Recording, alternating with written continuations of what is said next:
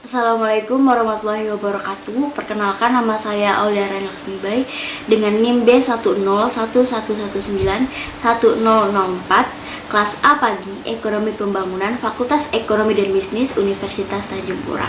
Jadi pada kesempatan kali ini saya akan membahas tentang rangkuman materi dari mata kuliah Ekonomi Publik.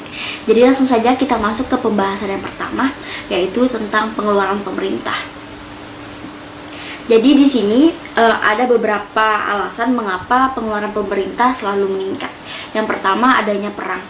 Hal ini akan melibatkan pemerintah untuk merencanakan kembali dan mengalokasikan sumber daya untuk membiayai rekonstruksi. Yang kedua, adanya tingkat penghasilan dalam masyarakat. Berarti juga ada peningkatan daya beli masyarakat, misalnya dalam hal kendaraan. Dengan meningkatnya jumlah kendaraan, maka secara tidak langsung mendorong pemerintah untuk menambah atau membuat jalan agar memudahkan akses transportasi masyarakat. Yang ketiga, adanya urbanisasi yang menyertai perkembangan ekonomi. Dengan meningkatnya jumlah penduduk, maka akan mendorong pengeluaran pemerintah dan lebih banyak investasi yang harus dilakukan pemerintah seperti di bidang hukum dan ketertiban, pendidikan, dan infrastruktur. Yang keempat, adanya perkembangan demokrasi seperti dalam pemilihan presiden. Pemerintah melakukan pengeluaran untuk menyediakan kertas coblosan dan kotak suara yang akan disebarkan di seluruh wilayah Indonesia. Yang kelima, meningkatnya peranan pemerintah. Misalnya dalam hal pendidikan, pemerintah wajib menyediakan sarana dan prasarana untuk menunjang pendidikan di Indonesia agar menjadi lebih baik. Yang keenam, pemerintah sebagai pelopor dan penggerak pembangunan.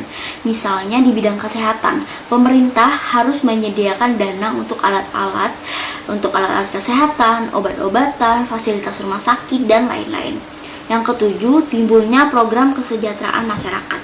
Pemerintah menyediakan layanan publik dan utilitas seperti transportasi umum, meningkatkan taraf hidup masyarakat, dan peningkatan pendapatan publik. Yang selanjutnya ada kebijakan subsidi. Kebijakan subsidi ini adalah suatu bentuk pengeluaran pemerintah yang dapat berupa transfer atau subsidi. Sebagai bentuk pengeluaran pemerintah, subsidi sering diartikan sebagai pajak yang negatif. Nah, di sini ada contoh kebijakan publik. Contoh kebijakan subsidi. Jadi di sini ada dua, subsidi langsung dan subsidi tidak langsung. Subsidi langsung adalah subsidi yang melibatkan pembayaran berupa dana aktual kepada individu, kelompok, atau industri tertentu.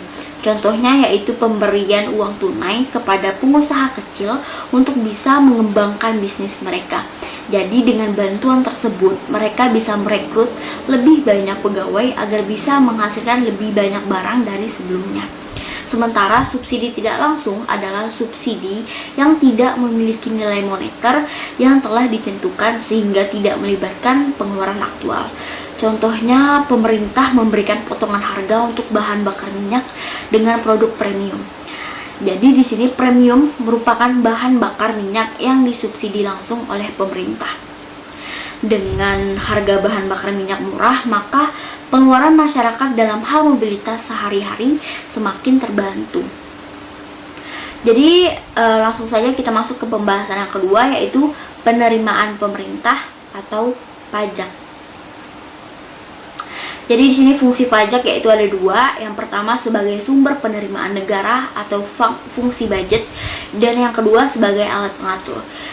Jika prinsip pajak di sini ada 5. Yang pertama, prinsip kesamaan atau keadilan, prinsip kepastian, prinsip kecocokan atau kelayakan, prinsip ekonomi, dan prinsip ketetapan. Golongan struktur pajak di sini ada 3. Yang pertama progresif, yang kedua proporsional, dan yang ketiga regresif. Progresif yaitu apabila pajak dikenakan dengan persentase yang semakin tinggi, maka semakin tinggi juga kemampuan membayar pajak. Jadi, kenaikan kemampuan membayar pajak akan diikuti dengan kenaikan pembayaran pajak dengan persentase yang lebih besar.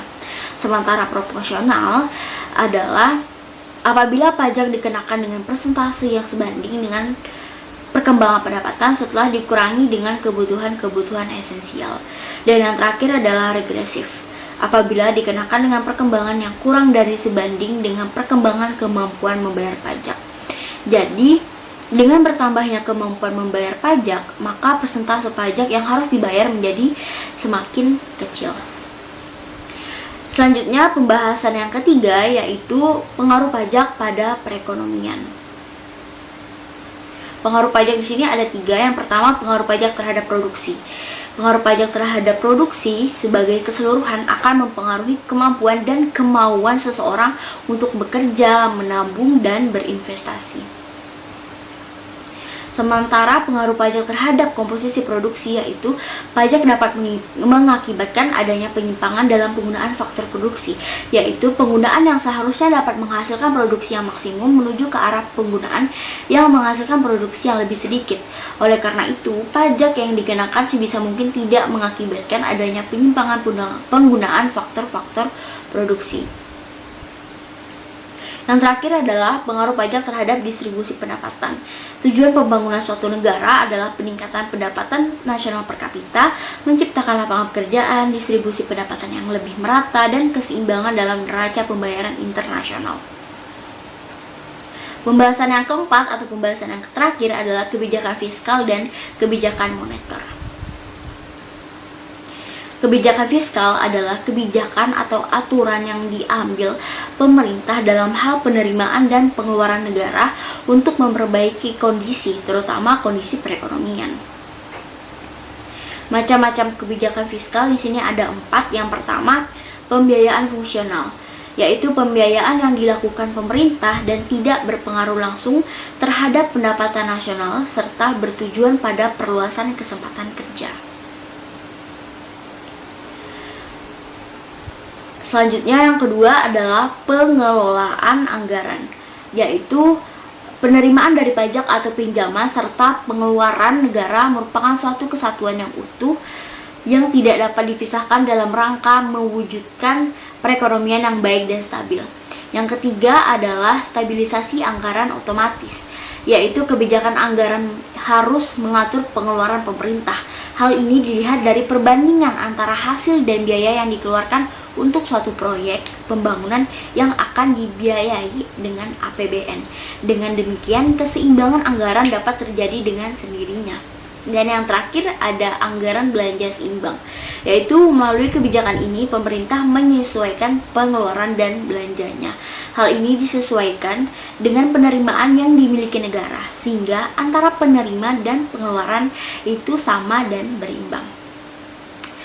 Jadi di sini ada kebijakan moneter. Kebijakan moneter itu adalah kebijakan dalam upaya mengendalikan perekonomian negara secara makro untuk mencapai perekonomian yang lebih baik dengan cara mengatur jumlah uang yang beredar. Jadi di sini kebijakan moneter ini ada 5. Yang pertama, kebijakan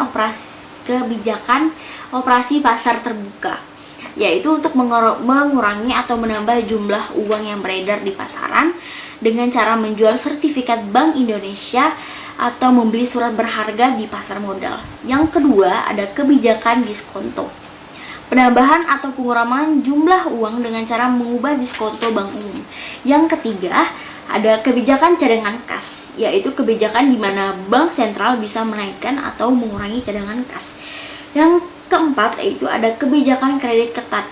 Nah, pada kebijakan ini bank umum bisa memberikan kredit tetapi dengan syarat 5C, yaitu karakter, compatibility, collateral, capital, dan conditional of economy.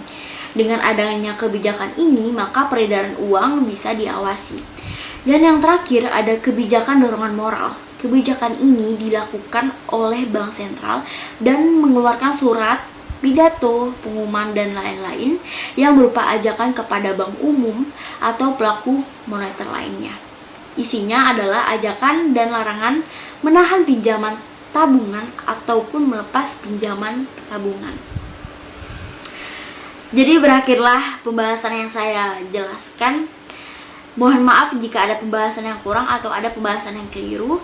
Saya ucapkan terima kasih banyak dan wassalamualaikum warahmatullahi wabarakatuh.